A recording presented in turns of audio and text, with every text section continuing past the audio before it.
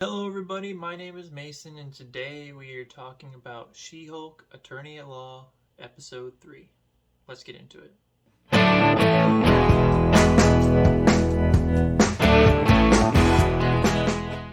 So, I'm going to go ahead and confess something. This is actually my second attempt at recording this video because it just stopped recording video about halfway through my review, and all it had was audio. And that is so frustrating.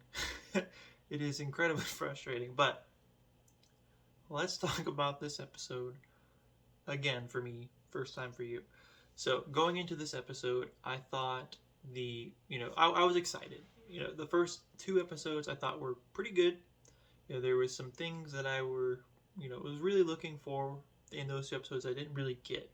And that was, well, a real legal comedy. And this episode delivers that twice. And by twice, I mean there's an A and a B plot, which both are just so good. I mean, for me, B plot is better. And that's not a knock on the A plot or anything, but the B plot was just so much funnier. So, yeah, I mean, it took everything that I liked about the first two episodes, kept that, and then took everything I was looking for in the first two episodes, and I got that too. So for me, this episode is probably my favorite because it just delivered on everything. I mean, it was firing on all cylinders. Like, oh, great time. So I'm gonna, I want to talk about some spoilers because, I really want to get why I really liked this episode. But if you haven't seen the episode, go ahead and add this video to your favorites and come back later. Anyway, let's talk some spoilers.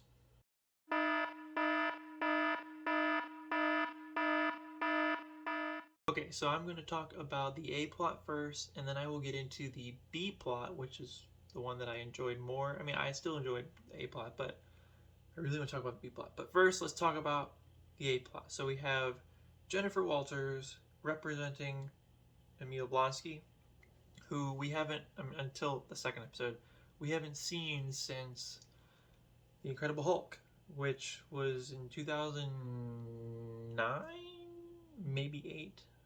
I can't quite remember. It was a long time ago. I was, you know, 11, 12 maybe when it came out, depending. Anyway, that's not the point. We haven't seen him in a long time. So I was worried about how they were going to handle him.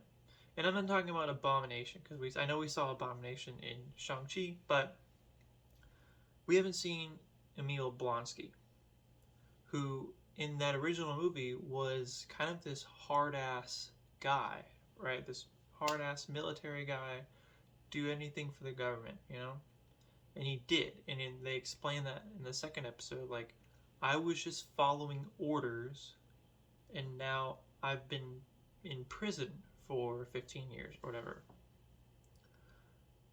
That is, probably the best part of his story right now for me is like, yeah, he did a lot of bad things in that movie, but the government asked him to. Like, he just wanted to be the next Captain America. I mean, and that's a running theme without all of Marvel is wanting to be the next Captain America.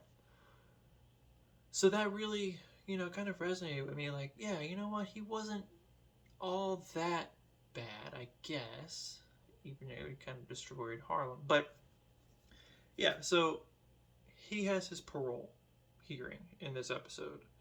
And we got Wong, right? And that was funny.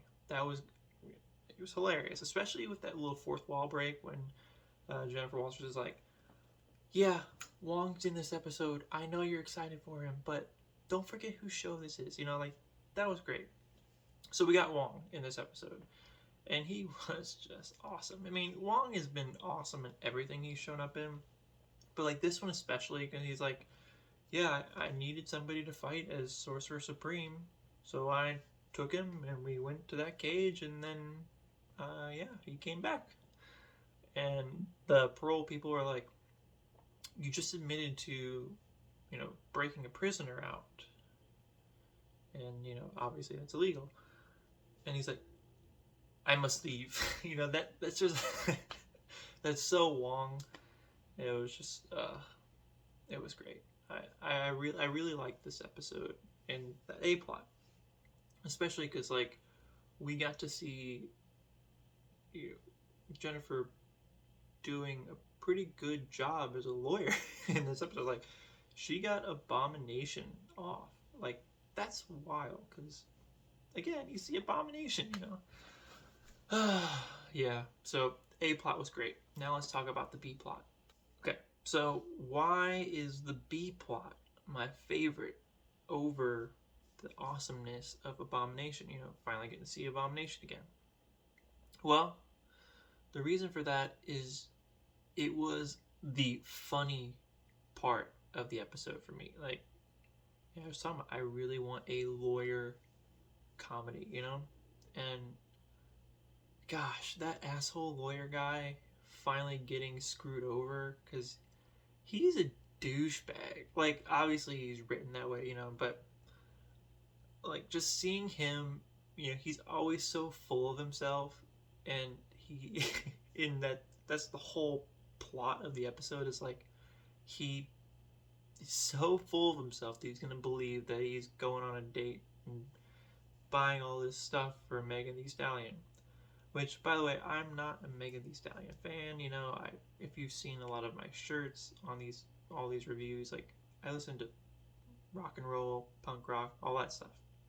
So, to be honest, I couldn't really care less that she's in the episode, but it is cool because, like, my girlfriend, she loves Megan Thee Stallion, so I didn't tell her that she was in the episode when she watched it, so that was a nice surprise for her. But yeah, that guy getting his comeuppance was just, not really comeuppance, I guess, but just him being screwed over was awesome. It was just so funny because, like, in this second episode, when he's like, "Oh, I see a hot chick over there, I'm gonna go talk to it," like, dude, you're an asshole.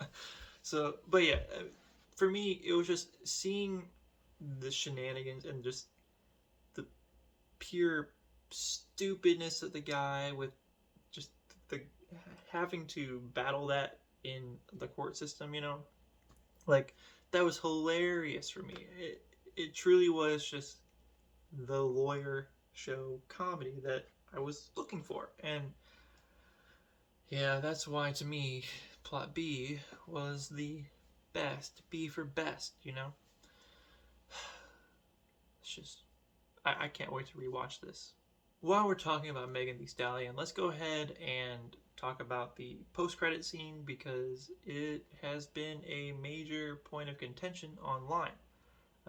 I watched the episode right when it came out, but I wanted to wait a little bit to do my review to really gather my thoughts and also do a second recording of this video.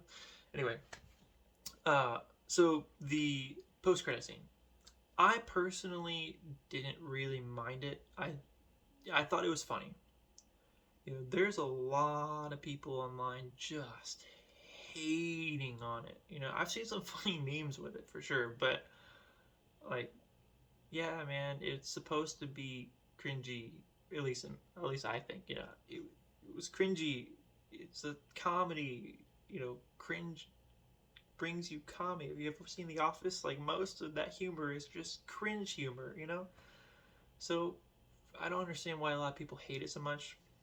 I mean, I get it. You're seeing She-Hulk twerking with Megan Thee Stallion. Like, this is what the MCU has become. But, like, this is not, like, these post-credit scenes are not meant to be serious. The first post-credit scene, we got Captain America fucks, like, that's not meant to be serious. The second episode, she's lifting the car and just talking with her family, like, not meant to be serious. Now she's twerking. Now, I can understand getting upset if, like, that's what the whole episode was, but it was just a fun little post-credit thing. So for me, it wasn't really a big deal. Like, would I have preferred to not see that because it really kind of was jarring and it was pretty cringy, sure. But am I upset that I saw it? No, I mean, it was funny. You have Megan Thee Stallion on there, have her in the post-credit scene, sure. So, yeah, I mean, obviously I just love the episode. Best episode of the show so far. But anyway, those are just my thoughts on She-Hulk Attorney at Law Episode 3. Tell me in the comment section down below what you thought of the episode. I love to hear your thoughts. Don't forget to leave a like on this video and subscribe for more content like this. I am about to record my review for Netflix's Sandman, which I watched a while ago, but we'll talk about that. And then also, actually, the first 2 episodes of the new Game of Thrones show, House of the Dragon. So, got a couple more videos coming out for you very soon. But anyway, until next time, my name is Mason, and I will catch you in the next video. Take care.